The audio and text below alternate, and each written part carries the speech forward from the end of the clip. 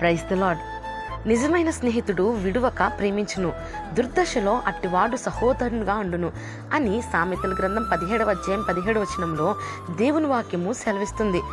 స్నేహం అనేది చాలా విలువైనది. ఎందుకంటే నీవు కృంగిన వేళలో, బాధపడుతున్న సమయాల్లో నేను నీకు తోడై ఉన్నాను, నీవు భయపడకు, కృంగిపోవద్దని ధైర్యం చెప్పేదే స్నేహం. నిజమే, నీవు మంచి స్నేహితుడిని కలిగి ఉంటే అన్ని విషయాల్లో నేనున్నాను అని నీ వెన్నంటే ఉండి నిన్ను ప్రోత్సహిస్తాడు, నీకు ఒక ధైర్యాన్ని, భరోసాన్ని ఇస్తాడు. నిజమే, కానీ కొన్ని సందర్భాలలో ఈ లోకంలో ఉన్న స్నేహితులు నీవు ఎదుర్కొనే కష్టతరమైన పరిస్థితుల్లో నీకు తోడుగా ఉండలేకపోవచ్చు, నీకు సహాయం చేయలేకపోవచ్చు. కానీ ఈరోజు నేను నీకు పరిచయం చేసే స్నేహితుడు, స్నేహానికి నిజమైన నిర్వచనం చెప్పాలి అంటే ఆయనను చూపిస్తే చాలు. ఆయనే యేసయ్య. మనం ఏ పరిస్థితుల్లో ఉన్నా, ఎంత కష్టతరమైన పరిస్థితుల్లో వెళుతున్నా నిన్ను విడవక, ఎడబాయక నీ చేయి పట్టుకొని నేనున్నాను, భయపడకు అని అభయమిచ్చే స్నేహం యేసయ్య స్నేహం. మన కొరకు సర్వస్వాన్ని త్యాగం చేసిన స్నేహం యేసయ్యది. చివరకు మన కోసం తన ప్రాణాన్ని త్యాగం చేసిన నిజమైన స్నేహితుడు యేసయ్య.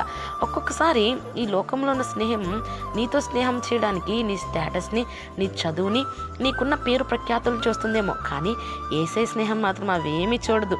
నీవు పేదవాడివి అయినా, నీ దగ్గర ఏ స్టేటస్ లేకపోయినా నిన్నుగా ప్రేమించే స్నేహం యేసయ్య స్నేహం. నీవు ఏ స్థితిలో ఉన్నా నిన్ను ప్రేమించి, ఆదరించి, ధైర్యపరిచి, నీకు తోడుగా ఉండి నిన్ను ఉన్నతమైన స్థితిలోనికి చేర్చి నిన్ను ఘనపరిచి హెచ్చించే స్నేహం యేసయ్య స్నేహం. ఈరోజు నీవు యేసయ్యని నీ జీవితంలో స్నేహితునిగా కలిగి ఉంటే అన్ని విషయాల్లో హ్యాపీగా ఉంటావు. ఎందుకంటే నీవు ఏ పరిస్థితిలో ప్రయాణం చేసినా అన్ని పరిస్థితుల్లో నీతో కూడా ఉండి ప్రయాణం చేసి నిన్ను ధైర్యపరిచి నడిపిస్తాడు గనక. మరి ఇంత గొప్ప స్నేహం ఎవరిది అనుకుంటారు? ఈరోజు యేసయ్య నీ జీవితంలో నీకు నిజమైన స్నేహితుడిగా కావాలా? అయితే యేసయ్యని నీ జీవితంలోనికి ఈరోజే ఆహ్వానించు. నిజమైన స్నేహం ఇదిగో నీ కొరకే ఈరోజు ఎదురు చూస్తూ ఉంది. God bless you.